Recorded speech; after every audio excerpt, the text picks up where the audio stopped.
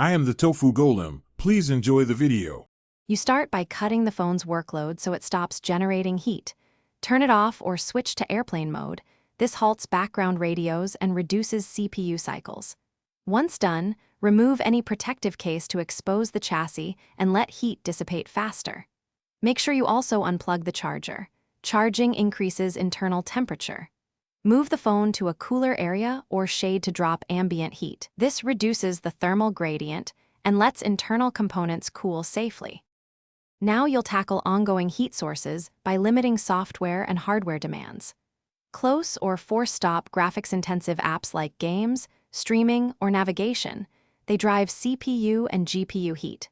Lower screen brightness to around 30–50% and disable high refresh or performance modes because the display and chipset are major heat contributors.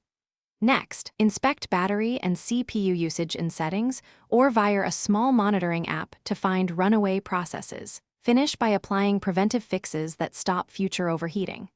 Update your OS and apps because manufacturers release thermal management patches that reduce heat. Use certified chargers and the correct wattage.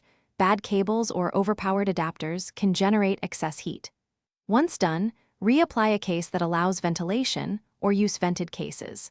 If the phone still overheats, back up data and try a factory reset to rule out software causes. Make sure to contact authorized service if hardware faults like swollen battery or thermal sensor failure persist.